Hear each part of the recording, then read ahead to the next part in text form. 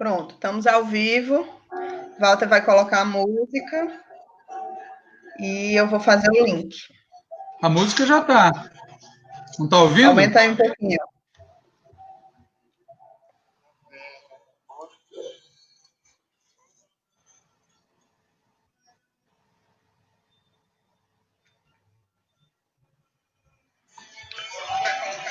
E eu vou fazer o link. A música.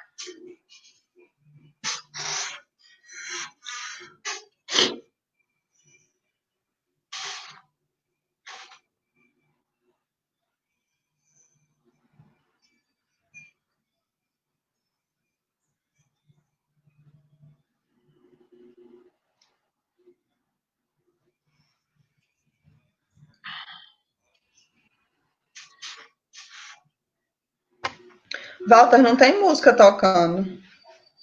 Aqui tá tocando no máximo. E no meu eu escuto. Muito baixo. Não dá para ouvir, não.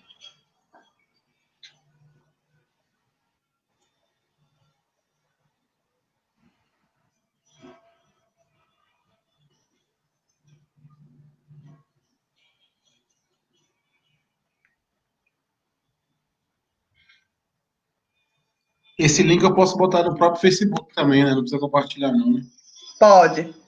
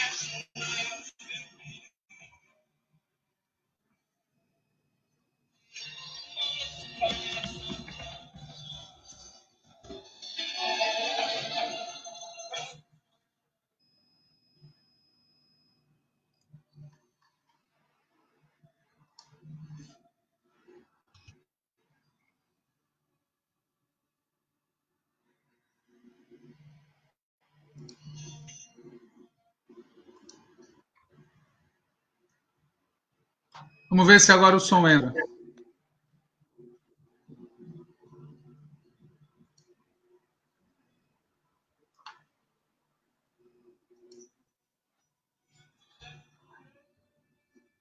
Escuta?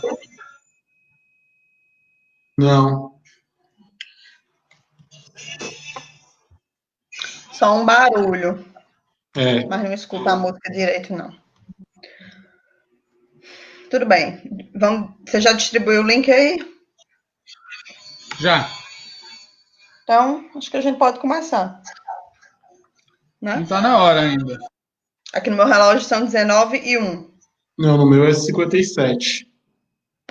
Meu também.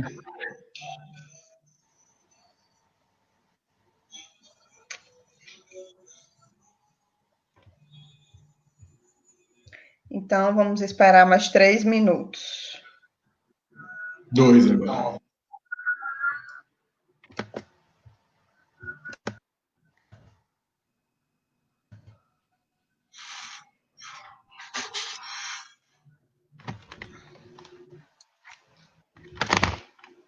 Estava colocando o Curisco, do Sérgio Ricardo. Se entrega, Curisco, eu não me entrego, não. Você pode cantar, Walter. Acho melhor que não, sabia? Acho que vai fazer muito sucesso. Posso colocar aquela versão que mandaram aqui. Vamos ver se ela funciona. Tem rapidinha. De quem que Peraí. é? Depois eu conto quem é. Não vou contar de público. Canta bem mesmo a pessoa. Então, mas essa é a parte interessante. Eu não Antes de sabia que essa ouvir, pessoa... antes de ouvir, eu achava que era a Sônia. Antes de ouvir, né? A voz ainda não. Mas não... E o mar vai virar sertão. Tá melhor do que o outro. Tá contada a minha história, verdade, imaginação. Espero que você tenha aprendido a lição. Que assim, mal dividido, esse mundo anda errado. Que a terra é do homem, não é de Deus nem do diabo. Grande Sérgio Ricardo. Muito bom. Podemos começar, então. Tá bom, então vamos começar. Boa noite, Walter, boa noite, Moretti. A gente vai hoje fazer o programa número 19 do antivírus. Hoje a gente vai fazer num formato diferente. Pela primeira vez a gente está fazendo com um convidado, que é Moretti, né? Que a gente vai estrear esse novo formato. A gente deve fazer ele mais algumas vezes e intercalando a depender, enfim, do tema, da disponibilidade das pessoas de participarem aqui do programa. Então, Moretti hoje vai estar conversando com a gente, ele é advogado, também militante petista, e vai comentar aqui alguns assuntos sobre o tema do STF, né? O tema do programa de hoje é: o STF fará justiça mesmo que tardia? Então, a gente vai conversar sobre isso um pouco, né? Bem-vindo, Moretti, ao nosso programa. E é isso, a gente já comentou aqui em vários programas sobre os conflitos entre o STF e o Judiciário de uma forma geral, mas particularmente o STF e o TSE, no caso, e o governo Bolsonaro, né? Comentamos sobre a cumplicidade do STF com os crimes do governo Bolsonaro, da família. Também comentamos sobre as pressões que, especialmente nesse ano de 2020, o Supremo começou a fazer em cima do governo, né? Claro, a gente também sempre diz que tudo que eles fizeram nos últimos meses poderia ter sido feito pelo menos desde 2018, após as eleições presidenciais. Por exemplo, na questão das fake news, né, que está posta desde 2018, mesmo antes da vitória de Bolsonaro no segundo turno, mas nada foi feito. E os sinais de que um fechamento de regime com ataques às instituições estava aí no cenário também já estão desde o início do governo Bolsonaro. E o fato é que precisou ter uma pandemia e a coisa se agravar de uma maneira muito mais aloprada para que algum tipo de pressão vindo do judiciário começasse a existir, né? E aí fica essa questão, afinal de contas, como é que é essa relação do STF com o governo Bolsonaro, né? A gente sabe que tem a investigação sobre as fake news, que pega o governo, mas também tem um grande teor de, digamos assim, autoproteção do próprio STF e de outras instituições, como o Congresso Nacional. Tem também a tal investigação dos atos antidemocráticos, que eu diria que também tem o mesmo caráter, né, de autoproteção, de certa forma. Tem também o julgamento da suspeição de Moro, esse com dificuldade maior de andar, né? E aí eu queria que a gente começasse aqui com o Moretti comentando um pouco mais detalhadamente sobre essa relação do STF com o governo Bolsonaro. É isso. Moretti, você está com a palavra. Valeu, pessoal. Boa noite. Obrigado aí, Walter e Natália, pelo convite para participar desse programa. Eu acompanho ele já semanalmente. Mas então, entrando já no debate da provocação da Natália, no meu entender, apesar dos casos citados, existe uma compreensão equivocada de que o STF seja um grande adversário do governo Bolsonaro. Vou comentar alguns casos, mas esses casos citados pela Natália, mas antes eu queria citar outros que justificam essa minha visão, que no central, no econômico, onde está o poder, onde estão os interesses do capital financeiro e do capitalismo brasileiro, que são mais centrais para o governo, o STF tem sido benevolente, digamos assim. Veja, o Supremo Tribunal Federal tem decidido favoravelmente ao governo, ação por ação, encaminhada ao STF, que questionaram, por exemplo, a reforma da Previdência. E não foram poucas. Teve ações de entidades do mais alto escalão do serviço público, como de auditores, de magistratura, e também teve, que tem mais lobby, também teve entidades mais próximas do nosso campo político. Né? Ainda assim, o Supremo foi sempre dando legitimidade para a reforma da Previdência. Apesar de não ser do governo Temer, de ser do governo Temer, não ser do governo Bolsonaro, o Supremo também tem mantido, ação por ação, as medidas da reforma trabalhista. Algumas passam até por cima do Tribunal Superior do Trabalho e jurisprudências assim, bem consolidadas, como no caso da derrubada da súmula que limitava as terceirizações. Eu acho que depois a gente pode comentar essa questão trabalhista com um pouquinho mais de detalhe, porque é mais grave. E o STF também fez algo muito raro no judiciário, que é flexibilizar as exigências da lei de responsabilidade fiscal, que é meio que uma lei sagrada assim, para o judiciário, e mesmo no Congresso é uma lei que tem mais de 20 anos, quase 20 anos, e não houve alterações. Né? Então o Supremo flexibilizou para evitar que a responsabilização por improbidade ou mesmo crime de responsabilidade ao Bolsonaro. Claro que isso também gera impacto aos prefeitos e governadores. No âmbito criminal, temos já algumas decisões do STF, a maioria pelo ministro Toffoli, favorável ao Flávio Bolsonaro. Né? Vocês vão lembrar que caiu depois, mas o Toffoli suspendeu todos os processos que envolvia compartilhamento de informações dos órgãos de controle, a Receita, o CAF, e foi por um pedido da defesa do Flávio Bolsonaro. E depois também teve uma outra decisão, essa do Gilmar Mendes, que suspendeu o processo do Flávio. Também caiu, agora voltou, mas também no âmbito criminal, as decisões foram amigáveis ao Bolsonaro. Portanto, esses casos é para justificar um pouco esse meu entendimento que o Supremo está mais para governista do que para oposicionista. E as derrotas são mais por absoluta incompetência do governo do que por oposicionismo do STF. Como houve os casos das reedições de medidas provisórias que haviam sido rejeitadas pelo Congresso na mesma sessão legislativa. Teve o caso da demarcação das terras indígenas, que o Supremo derrubou, e depois a MP das universidades. Né? Essa não chegou a cair pelo Supremo porque era tão esdrúxula que o próprio Senado, numa ação meio rara, devolveu depois o Bolsonaro revogou. Então, agora, quanto aos inquéritos, né, que a gente citou como um grau de oposicionismo ao Bolsonaro, são dois, né, o das fake news e o dos atos antidemocráticos. Por incrível que pareça, o bolsonarismo, inicialmente, nem era tão contra assim, esse inquérito.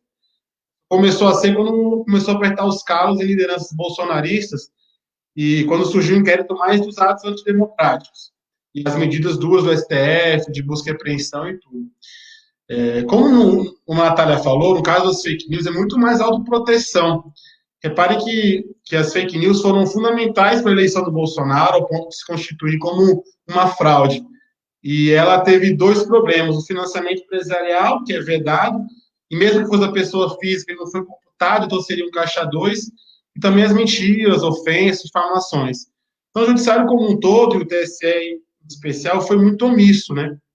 Claro que é difícil combater as fake news, mas as coisas só começaram a movimentar mesmo quando apertou os calos, né? E o próprio STF foi vítima. Então, é um inquérito ainda assim meio Frankenstein, porque é fundamentado apenas no regimento interno, que dizia que podia ter inquérito para causas ocorridas no Supremo, né, crimes no Supremo. Então, eles ampliaram para tudo que envolve o Supremo. Então, de forma geral, eu vejo o Supremo mais amigo do Bolsonaro no central do que adversário. Então, Jonatas, eu queria te pedir opinião sobre uma questão específica, que é a relação do Supremo com os militares, né? Queria voltar ao filme lá atrás. O Toffoli, ele deu declarações sobre o golpe militar e sobre a ditadura que foram surpreendentes para alguém que veio de uma trajetória petista, né? Ele está lá porque foi indicado e tem uma trajetória como advogado dentro do PT. E uma vez presidente do Supremo, ele disse que em 64 houve um movimento, não foi um golpe militar, né? Depois ele nomeia para um cargo muito próximo a ele um general. E até hoje tem gente da alta cúpula militar servindo de ponte entre a presidência do Supremo e o governo.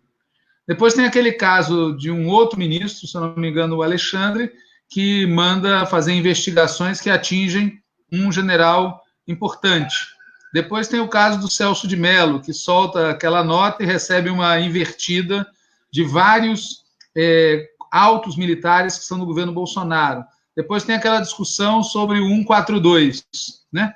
Em que há uma polêmica sobre o que significa exatamente a subordinação das Forças Armadas ao Executivo, se ela pode ir ao ponto de ser usada, a Força Armada pode ser usada pelo Executivo contra o Legislativo ou contra o Judiciário. E mais recentemente, essas declarações do Gilmar Mendes sobre o genocídio, né?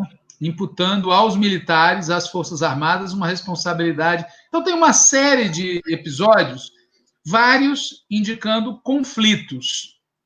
Até onde vai isso? Porque, por outro lado, toda essa investigação sobre os atos antidemocráticos vão bater na porta dos militares. Não apenas em militares de baixa patente, mas militares de alta patente. Teve essa reunião do Gilmar Mendes com gente do comando. Enfim, como é que você avalia essa relação Supremo-militares? Eles estão na pegada de restabelecer um pouco de autonomia das instituições frente à tutela militar, ou a linha deles é fortalecer essa lógica do manter o Bolsonaro sob controle? Explica um pouco para a gente o que você pensa sobre isso. Então, esse é um assunto um pouco complexo, né?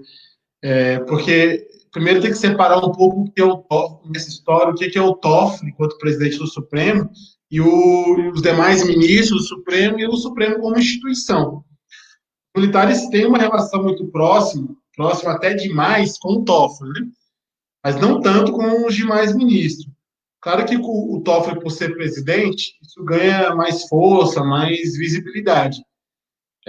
Passa desapercebido para muitos, mas não é uma coisa trivial que um general do gabinete da presidência do STF, logo depois da posse do Bolsonaro, ele vira ministro da Defesa. Na verdade, não é muito assunto, mas é absurdo até mesmo um militar ser ministro da Defesa, né? A concepção do Ministério da Defesa é que um civil comandasse. Pois bem, então o STF, enquanto instituição, no meu ver, tem uma relação meio que omissa, muito passiva com os militares. Então, isso acho que é importante a gente comentar 3 casos, né, que eu acho que está muito na memória dos ouvintes aqui do programa. O primeiro deles é resgatar um pouco o julgamento do habeas corpus do Lula, em que houve uma clara ameaça ao Supremo pelo então comandante do Exército, o general Eduardo Vilas Boas. Ele tuitou na véspera do julgamento o seguinte, aspas, tá?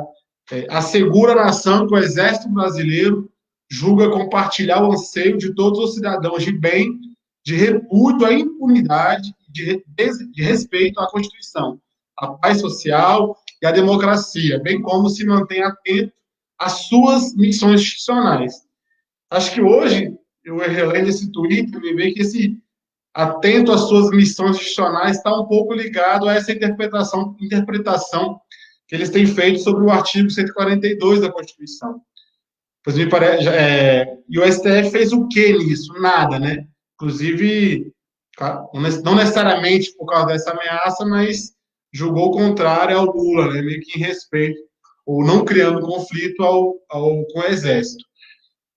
Justiça seja feita, na verdade, nesse julgamento do HC, o Celso de Mello que fez uma crítica ao Vilas Boas, dizendo que ali poderia ser o início do ovo da serpente, do autoritarismo, da intervenção militar nas instituições judiciais, e etc, etc e tal.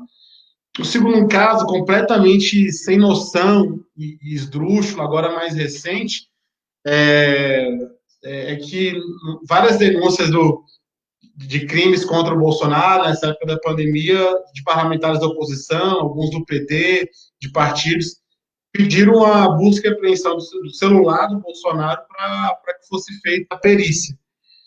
Mas isso não foi uma decisão do judiciário, do Celso de Mello, foi apenas um pedido. E aí, de forma muito raivosa, o Augusto Heleno solta, o ministro do Estado do Gabinete de Segurança Nacional, solta uma nota dizendo que, entre outras coisas, que o pedido de apreensão do celular do presidente aspas, é incompatível e até certo ponto inacreditável, e termina dizendo que o Gabinete de Segurança Nacional da presidência alerta as autoridades constituídas que tal atitude é uma evidente tentativa de comprometer a harmonia dos poderes e poderá ter consequências imprevisíveis para a estabilidade nacional. Então, uma ameaça também muito na beira de um novo julgamento. E não parou só nisso, né, no general Heleno. Tão grave quanto, e que teve um pouco menos de repercussão, foi uma nota dos militares de pijama, mais precisamente assinada pela turma de 71 das Agulhas Negras, que frises. O nome da turma, eles se denominam Turma Marechal Castelo Branco. E o teor da nota contra o Supremo é pesadíssimo. Assim, eu vou ler um pequeno trecho. Assim. Ela começa a autuar ministros do STF.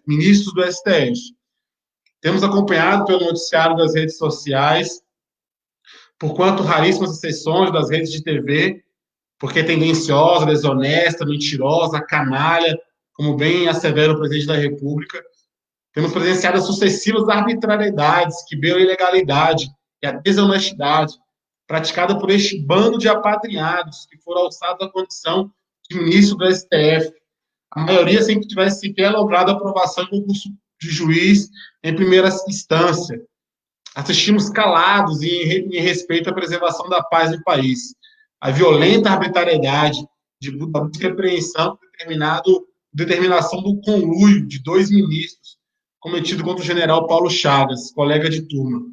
Mas o silêncio dos bons vem incentivando a ação descabida dos maus, que confundem o respeito e tentativa de não contribuir para conturbar o ambiente nacional com obediência cega às autoridades. E aí continua. Aí no final, que é bem pesadíssimo, ele fala, o cunho indelável da nobreza da alma humana é a justiça e sentimento de justiça.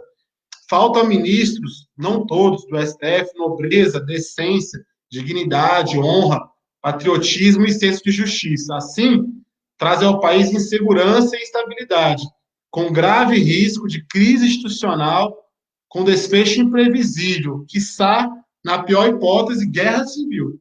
E aí vai soltando outras sandices gravíssimas ao Supremo, é uma carta assinada por militares, boa parte generais da reserva, e o Supremo não fez nada, né? Se omitiu. Então, numa relação assim de excessivo respeito, excessiva omissão perante os militares. E teve várias ações também judiciais contra o general Heleno por essa nota, e o Supremo também tem tomado uma postura muito cautelosa, encaminha para o Ministério Público para oferecer denúncia ou não. E agora, por fim, esse caso do Gilmar, que disse uma verdade incômoda, que é que os militares são sócios e partícipes desse genocídio que está ocorrendo. Deu muita repercussão, né? E os militares denunciaram o Gilmar na PGR. Mas a diferença, segundo eu tenho visto nos noticiários e conversado com algumas pessoas, é que neste caso o Bolsonaro não atuou com gasolina, ele tentou agora um pouco dar uma apaziguada. Então ele iniciou um confronto muito pesado, principalmente nesse caso anterior, e agora ultimamente, até porque a crise está um pouco maior, ele tem segurado as pontas. Mas vejam que, gente, que são atuações tímidas e individuais, né? Ora pelo ministro Celso de Mello, ora pelo Gilmar Mendes, mas o Supremo, enquanto instituição, tem se omitido diante das movimentações perigosas do Supremo. Agora, quanto ao artigo 142, é bem verdade que a gente teve duas decisões do Supremo, uma do Fux e outra do Barroso, afastando essa interpretação golpista do artigo 142, no sentido de que o Exército seria um poder moderador. Agora, veja que o artigo ele é perigoso, né? Essa redação como está hoje, ela foi uma derrota nossa do PT, do campo de esquerda, mas o texto ficou assim, né? Aspas, assim, na Constituição. As Forças Armadas, constituídas pela Marinha, pelo Exército e pela Aeronáutica, são instituições nacionais permanentes e regulares, organizadas com base na hierarquia e na disciplina, sob a autoridade suprema do Presidente da República e destinam-se à defesa da pátria, à garantia dos poderes constitucionais e, por iniciativa de qualquer destes poderes, da lei e da ordem. Então, veja que esse da lei, da ordem, é um negócio muito perigoso e muito grave, porque é um texto subjetivo e que permite interpretações das mais variadas possíveis, né? O que é o desrespeito da lei e da ordem, né? Então, mesmo que a interpretação não prevaleça, e não está prevalecendo de o Exército, de as Forças Armadas serem um poder moderador, essa texto atual de utilizar as Forças Armadas para garantir da lei e da ordem é muito, muito perigoso, né? Acho que o Walter pode até comentar melhor, mas utilizando esse dispositivo, na década de 90, teve várias experiências horrorosas de uso das Forças Armadas, horrorosas e desastradas, de uso das Forças Armadas em repressões a manifestações, né? Inclusive, salvo engano, o governo, algumas delas utilizadas pelos governos estaduais. E aí, fruto dessa polêmica, em 99 foi criada a lei complementar que regulamenta isso e delimita os três poderes. Ele deixa bem claro que todos os três poderes da União, né? O Legislativo Federal, o Judiciário Federal e a Presidência da República. Então, tem a questão da LDB também no ensino militar, né, que a gente deixou muito vago para os militares, mas isso foge um pouco da nossa seara. Mas é fato que existe um vazio legislativo nessa relação do legislativo, vazio legislativo nessa relação do judiciário e os militares, e uma omissão judicial muito perigosa, né? Que tem se apequenado no momento de maior ameaça às instituições democráticas por parte do judiciário e dos militares. Então, Moretti, eu queria falar um pouco sobre essa lenda que a gente aprende nas faculdades de Direito sobre o judiciário garantidor de direitos. É algo que você comentou no início, quando falou da relação deles com o governo Bolsonaro, né? Mas eu queria retomar, porque desde o golpe, pelo menos desde o golpe, digamos assim, a gente vem dizendo muito que o STF é cúmplice do que vem acontecendo no Brasil, é cúmplice de toda essa desgraça, né? E o que a gente conversou aqui até agora reforça isso. Então, o STF não fez nada para impedir o impeachment de Dilma, o impeachment sem crime de responsabilidade, né? Se omitiu em diversos processos de retirada de direitos que tomaram fôlego no Brasil desde então, desde o golpe, né? Com destaque para o que você falou no início mesmo, a reforma trabalhista e a reforma da Previdência, e aí, nesse caso, não é nem só o STF, né? Os outros tribunais superiores também. E, ao mesmo tempo, no caso do STF, adota algumas decisões que são consideradas avançadas em algumas matérias, por exemplo, direitos indígenas, por exemplo, no tema das liberdades individuais, né, voltando alguns anos atrás, no tema do casamento entre pessoas LGBT, do aborto do feto anencéfalo, uso de células-tronco, né, são consideradas decisões avançadas, progressistas, também no tema das cotas, né. Então, o que eu queria pedir era que você comentasse um pouco sobre essa ideia, né? Para o STF, alguns direitos valem mais e outros menos, né? Os direitos individuais versus os direitos sociais. Alguns merecem essa proteção suprema, digamos assim, e outros não, né? Teria como o STF fazer mais defesa de direitos sociais, direitos políticos, liberdade democrática, soberania, teria como ter mais decisões nesse sentido? Pois é, assim, nesse aspecto, o STF e o Judiciário como um todo, mas o Supremo em especial, é um Frankenstein, né? Como você relatou, tem decisões recentes importantes no âmbito do que nós chamamos de liberdades e garantias individuais, né? Temos, isso, o caso que você falou, todos os casos do casamento homoafetivo, do aborto, apenas de fetos anencefálicos, mas veja que mesmo nesse ponto do aborto ele não avançou mais, né? Então não avançou no caso do aborto para casos de estupros e não avançou numa descriminalização completa, né? Ou de tratá-lo como saúde pública. Também não avançou, ainda nessas garantias individuais, também não avançou na questão das drogas. E olha que isso tem uma ação tramitando no Supremo Tribunal Federal, já com alguns votos favoráveis para liberar o uso da maconha, outros para liberar outras drogas também, ainda não tem um voto para cada lado, tem o voto do famoso, o voto do julgamento, o voto do faquinho, mas todos no sentido de que da liberação do uso. Mas o Toffoli não colocou isso em pauta nos 2 anos de gestão dele, e o Fux, que é o próximo presidente do Supremo Tribunal Federal, já nessas primeiras entrevistas, ele já foi até eleito, né, disse que não irá pautar processos de pautas de costume, que eles chamam, né, iriam priorizar pautas econômicas para o país sair da crise. Então, mas de toda forma, apesar dessas contradições, não é dos tribunais mais conservadores do mundo do ponto de vista dessas liberdades e garantias individuais. Está aquém do que deveria, está aquém do que a Constituição assegura, né, que é o papel dele é interpretar a Constituição, mas tem algumas questões importantes.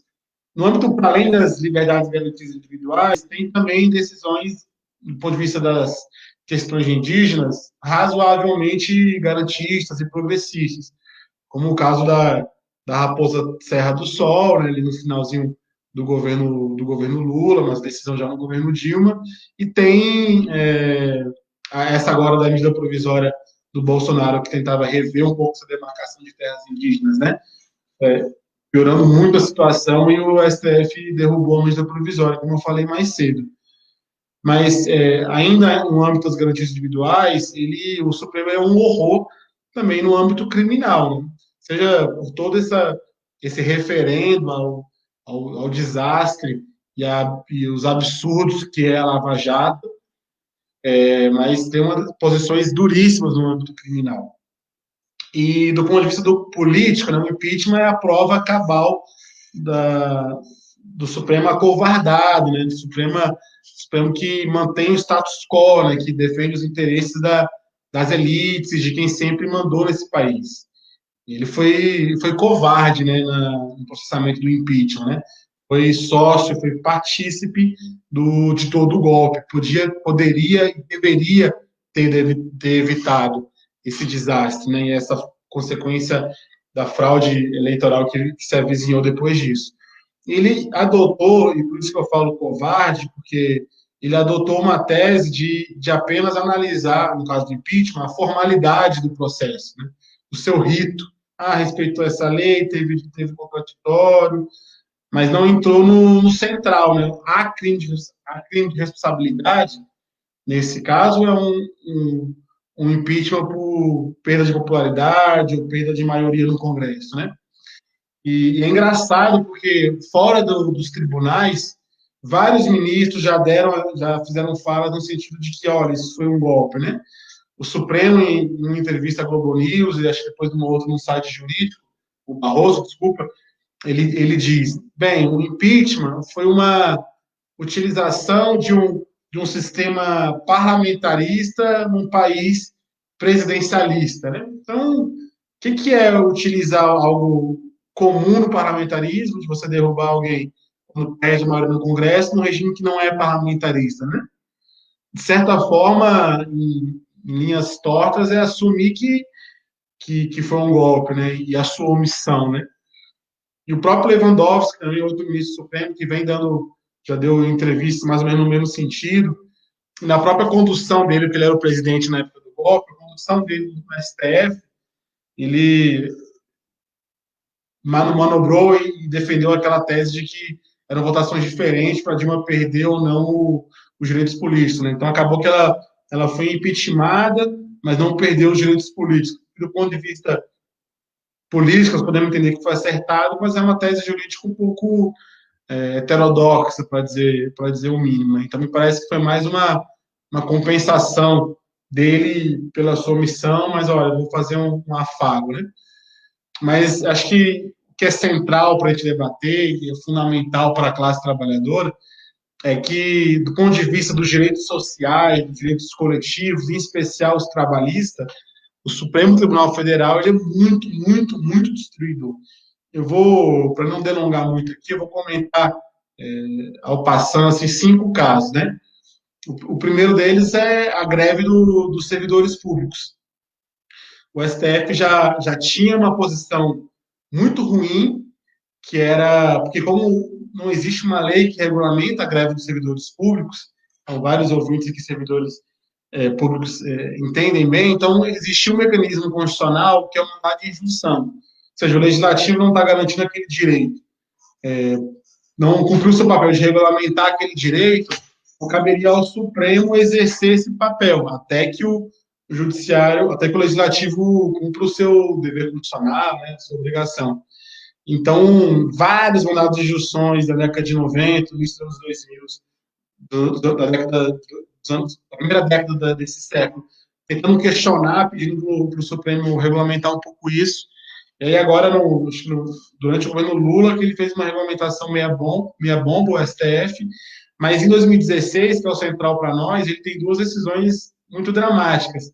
A primeira é que ele, num caso do hospital universitário, acho que salvo engano, da USP, mas assim, no hospital universitário, ele vai e proíbe a greve, né? Meio que restringindo o direito de greve para determinadas categorias, no caso, os profissionais de saúde. Nem delimitou percentual, não, nem que cortou. E depois, ele no caso dos servidores públicos também, ele autorizou o corte imediato do ponto dos servidores grevistas, né? Então, uma ação contra o direito de greve muito pesada, vindo do Supremo, que deveria interpretar o direito de greve que é garantido interpretar e assegurar o direito de greve garantido pela Constituição. Outro caso muito pesado, né, que a gente tem visto é as terceirizações, né? Então, inicialmente, o TST proibia toda e qualquer terceirização. Depois, acho que há uns 15 anos atrás, o Tribunal Superior do Trabalho, ele criou uma interpretação que era uma espécie de uma solução mediada, né? Então, assim, ele autorizava as terceirizações mas não permitia que as terceirizações fossem áreas fins, né?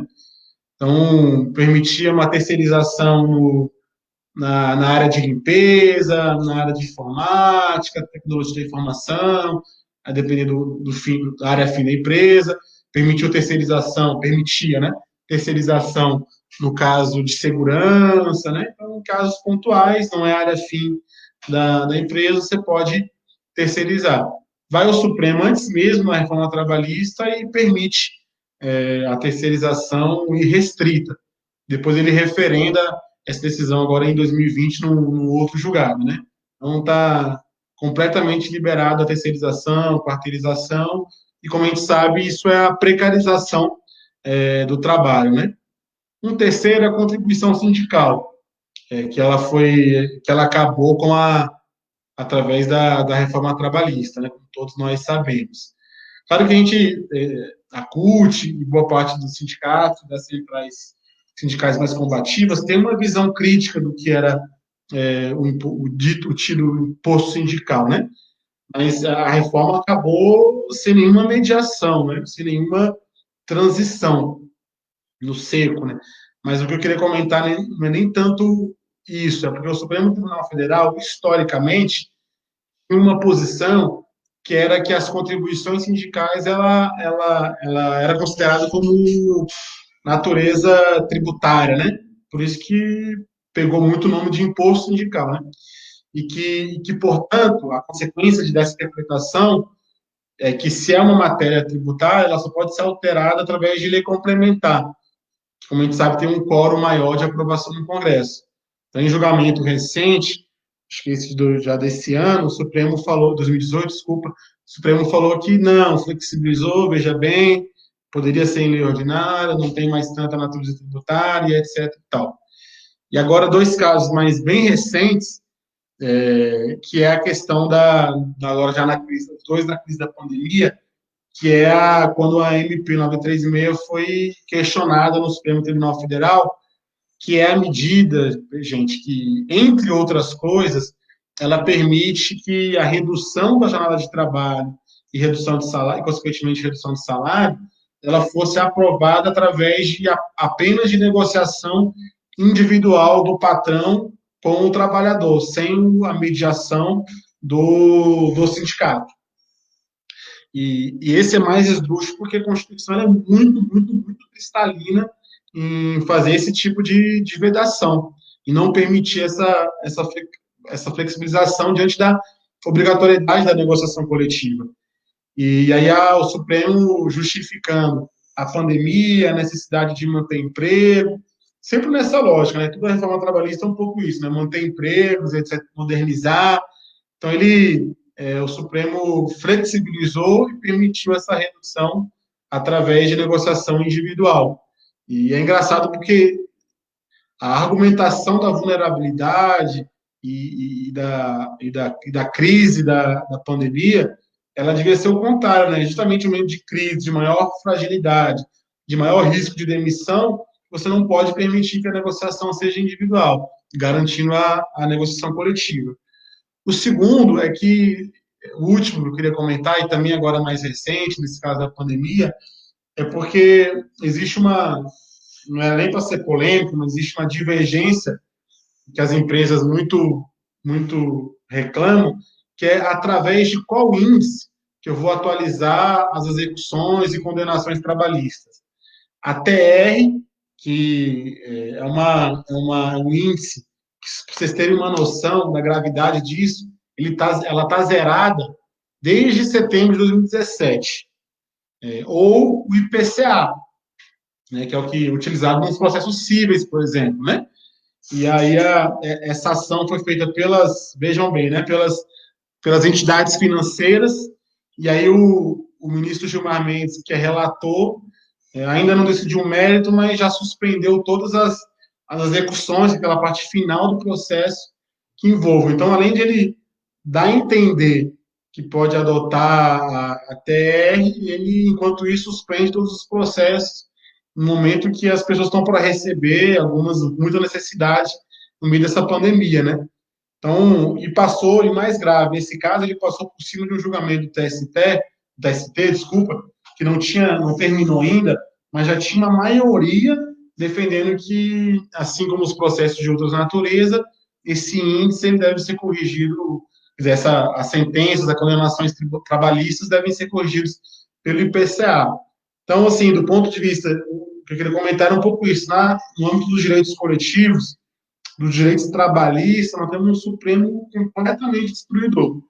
Alguns juristas chamam de um processo desconstituinte por parte do Supremo, né? Eu acho que na área trabalhista ele é mais gravoso, né? Ele é mais duro do que o próprio Tribunal Superior do Trabalho, que não tem sido também muito parceiro ultimamente. Ô, Moretti, deixa eu aproveitar essa questão para puxar para um outro assunto que está Walter, só um ligado a esse. minutinho. Só pedir para desligar o microfone, Moretti, porque senão fica um eco. Não, ela está fazendo isso, Moretti, mas quando é comigo, eu deixo o microfone ligado, só para você saber, tá? Não, só para... É legal você estar aqui, é bom, entendeu? Isso é bom, está sendo ótimo. Deixa eu te falar, não sei se está dando para ouvir direito, porque começou a dar lentidão aqui na imagem, mas o meu ponto é o seguinte, a Natália falou do Supremo como garantidor de direitos, e tem um cidadão no Brasil que está com seus direitos completamente sem garantia nenhuma, chama Luiz Inácio Lula da Silva, que foi submetido a um julgamento completamente arbitrário e foi, por conta disso, condenado, preso, impedido de concorrer às eleições. E hoje existe um movimento que pede ao Supremo Tribunal Federal que anule as condenações contra o Lula, né? O processo está tramitando e uma novidade agora é que o Celso de Mello deve sair do Supremo, certo? E com isso, os especialistas dizem que a correlação de forças na turma que está apreciando o pedido da defesa do Lula vai se alterar de maneira negativa, sem contar com o grande risco de entrar alguém no Supremo que seja da turma bolsonarista, que seja da direita, enfim.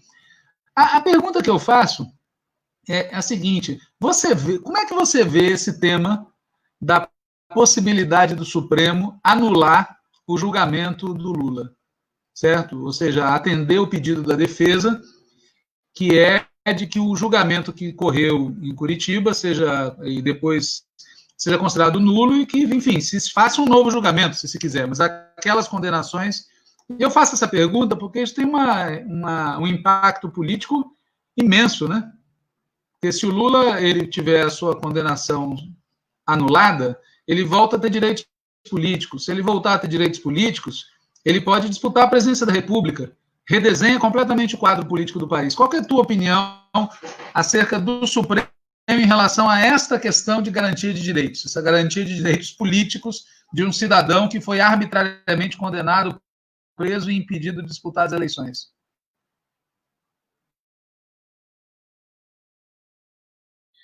Não, isso é central, né? Mas, assim, juridicamente é óbvio que as decisões deviam ser anuladas imediatamente.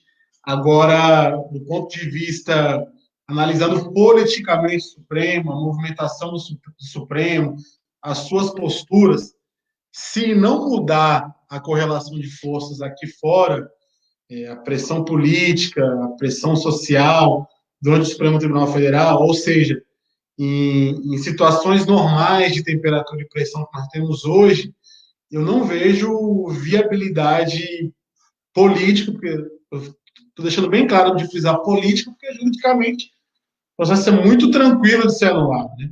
Mas eu não vejo o cenário político, em especial com a saída do Celso de Mello, de uma alteração na correlação de força do Supremo para que seja revertido a condenação. Agora, de todo modo, o Supremo vai estar numa saia justa muito, muito engraçada, né? Porque e qual que é o problema do Supremo de reverter essa decisão? É porque boa parte, não, a integralidade dos absurdos da Lava Jato, quase todos eles chegaram no Supremo Tribunal Federal. Com algumas exceções, como a necessidade de após delação premiada, a defesa fazer alegação final por último, ou uma pequena correção nas conduções coercitivas, mas no central, o Supremo foi ação por ação, pedido por pedido, ratificando os desmandos da Lava Jato. Então ele vai ter que, para cancelar a decisão do Lula, ele vai ter que fazer um grande cavalo de pau na sua interpretação. Não será a primeira vez que isso irá ocorrer, mas eu não vejo isso ocorrer sem uma mudança na correlação de forças. O pedido mais forte que teria para isso seria o julgamento das suspeições do ministro Moro, mas, em especial, depois da Vaza Jato. Qual que é o problema do Supremo Tribunal Federal? Ele é um órgão completamente fechado, em que o presidente vai delimitando a pauta. Então, a perspectiva é que, acho que a saída do Supremo Político é não julgar, né? Então, acho que eles vão, assim como foi feito por muito tempo, no caso do HC do Lula, de soltar o Lula, que só foi soltado depois das eleições, onde fazia menos efeito, faria menos estrago. Eu acho que a suspeição do Moro, eles vão prorrogando, para até quando não fizer mais efeito.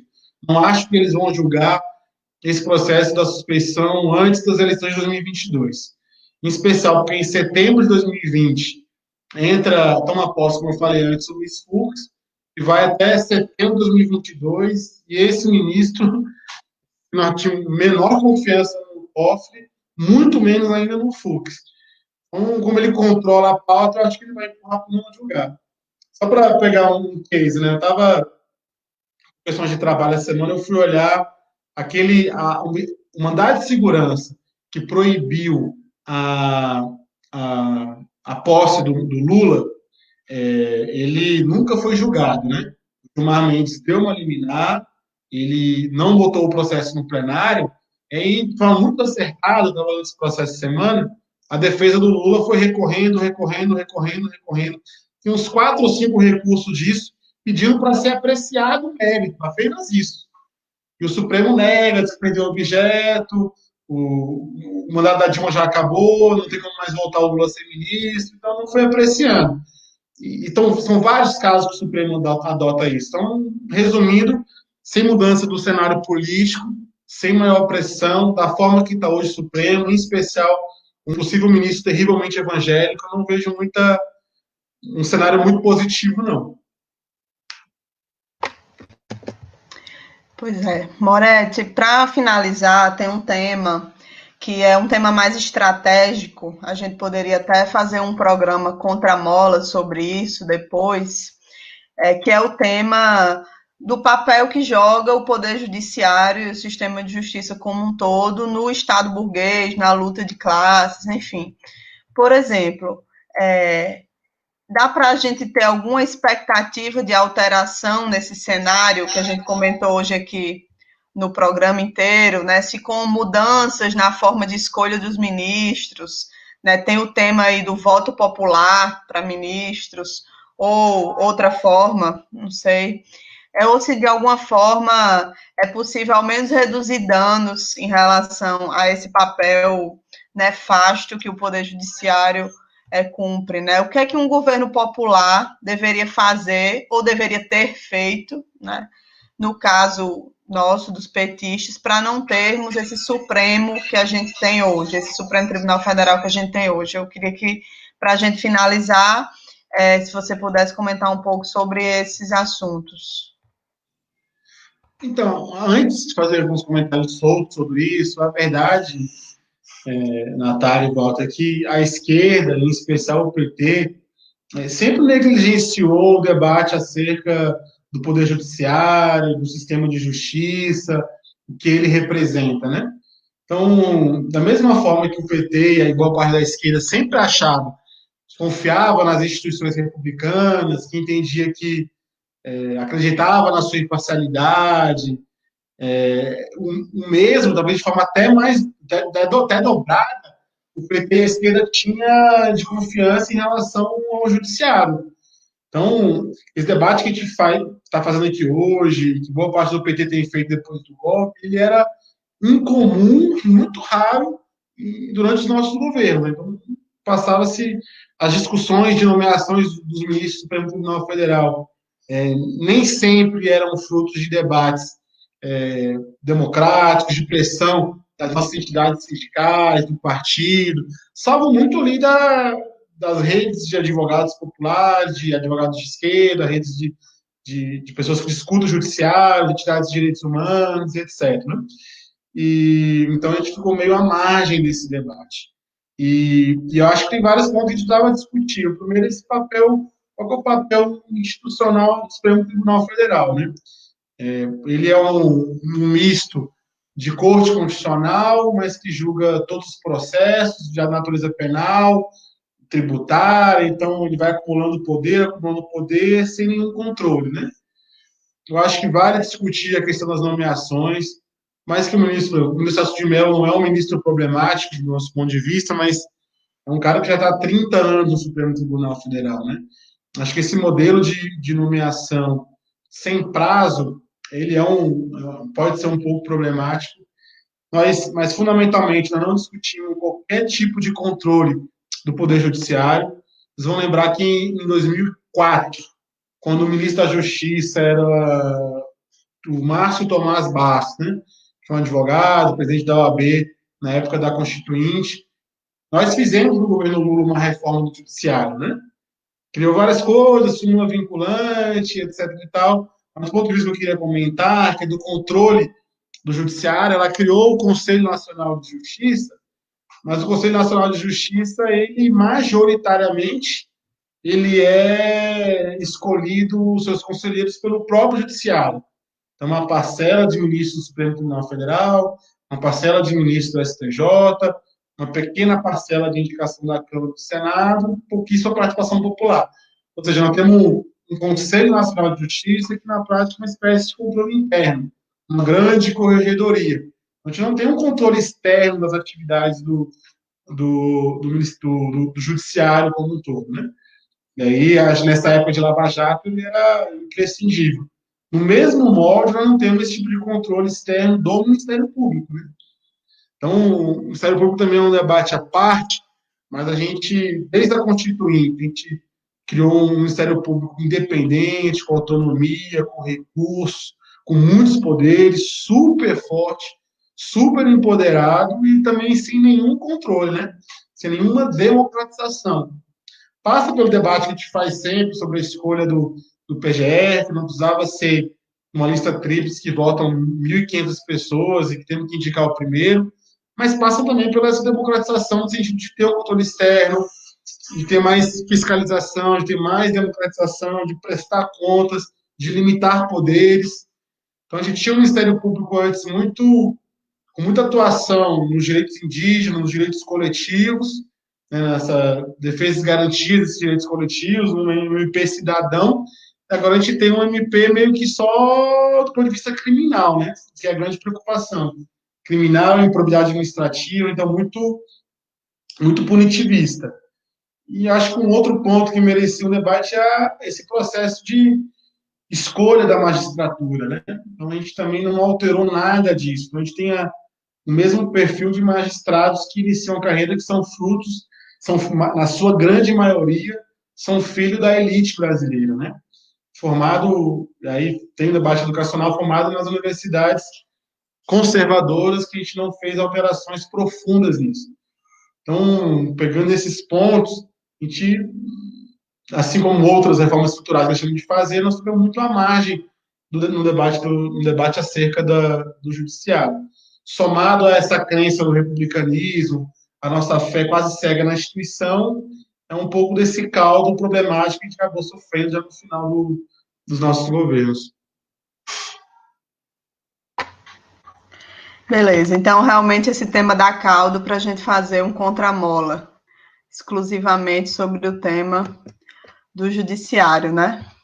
Então, gente, eu acho que teve vários comentários aqui, que depois vocês podem ver, né, sobre o conteúdo que a gente foi debatendo. Alguns eu fui colocando aqui na tela. Eu descobri hoje que dá para fazer isso, colocar os comentários na tela, e aí eu fui testando. Então, a gente vai encerrar aqui. Você viu, né, só, Moretti? Viu só, né, Moretti? Tô vendo, Só tô para deixar vendo. registrado. Ok? Tá vendo, né? Tá vendo? Ok. Não, Então, a gente vai encerrar o programa, né? E eu queria fazer um convite para todo mundo que, antes de fazer o convite, obviamente, agradecer a Moretti, que veio aqui hoje participar com a gente. Esse é o primeiro teste que a gente faz desse formato de fazer o programa como uma espécie de entrevista com um convidado, acho que foi legal. E também quero convidar todo mundo para participar do seminário que vai começar. Vai ter o seu lançamento nesse domingo, que é um seminário da Escola Latino-Americana de História e Política, chamado Desenvolvimento e Socialismo, né? E aí eu queria que Walter falasse um pouquinho do seminário, só para a gente fazer essa divulgação e com isso encerrar o programa. Walter, seu microfone está desligado. desculpa. A gente está em julho, e em julho acontece o centenário de nascimento de duas figuras muito importantes para a esquerda brasileira, para o pensamento progressista brasileiro. O Florestan Fernandes e o Celso Furtado, né? Quando a gente pensa em Celso Furtado, a gente pensa em desenvolvimento. Quando a gente pensa em Florestan Fernandes, a gente pode pensar em várias coisas, uma delas é socialismo. O som está funcionando? Aqui está lento. Bom, mas enfim. Então a gente decidiu montar uma atividade que fosse, em parte, uma homenagem aos dois, uma homenagem ao centenário do Florestan, uma homenagem ao centenário de nascimento do Celso Furtado, que fosse um momento para debater a obra deles, mas também fosse um momento para refletir sobre os desafios do Brasil hoje e no futuro, a partir do cruzamento dos dois grandes temas, que cada um, por seu lado, tratou: o tema do desenvolvimento e o tema do socialismo. Então, a gente planejou uma série de mesas, algumas vão debater vida e obra, algumas vão debater as obras, e algumas vão debater as questões da nação e do mundo, as questões relativas à igualdade, as questões relativas ao desenvolvimento econômico, as questões relativas ao funcionamento político, as questões relativas ao socialismo e à revolução no Brasil.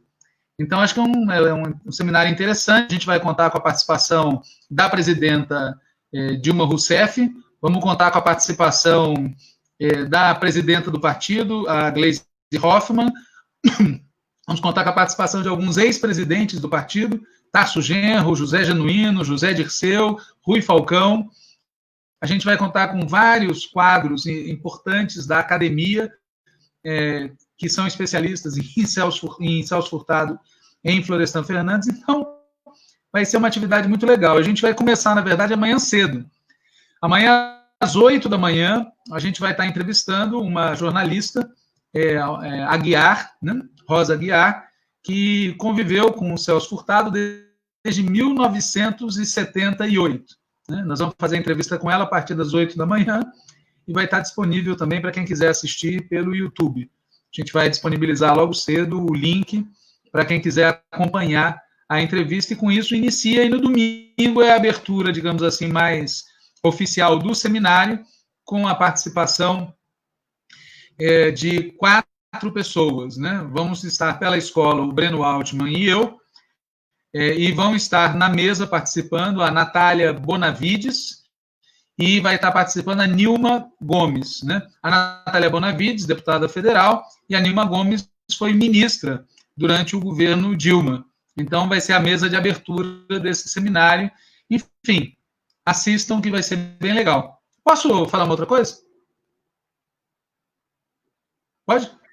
Não, só a gente tentou colocar no início e teve dificuldade aqui no som, a gente acabou colocando um trechinho não autorizado, que eu não vou contar de quem é, até a pessoa me autorizar. Enfim, hoje de manhã faleceu Sérgio Ricardo, aos 88 anos. Quem lembra daqueles grandes festivais deve lembrar do Sérgio Ricardo quebrando o violão dele, tá certo? Mas ele tem muitas outras histórias, e uma delas é que ele compôs as músicas e as letras de muita coisa interessante, né? Por exemplo, Ponto de Partida, com Jean Francesco Guarnieri, que supostamente é uma história que se passa, sei lá, na Idade Média, mas, na verdade, é falando do assassinato do Vladimir Herzog pela ditadura militar.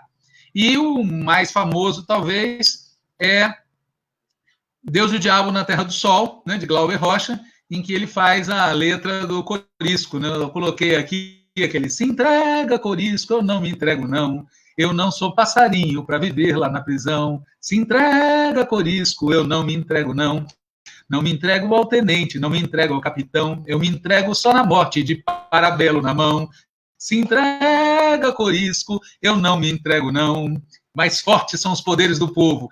A Laura Tavares, que também vai participar do nosso seminário, estava comentando que quando ela estava no Chile, né, garota, os exilados brasileiros, ela lembra dela tocando isso no violão e cantando, porque tinha um significado imenso na época, né? E é isso, se entrega, Corisco, eu não me entrego, não. Sérgio Ricardo, 88 anos, parabéns para ele, grande figura. Valeu, Walter, você já entregou aí, né, de quem se falando.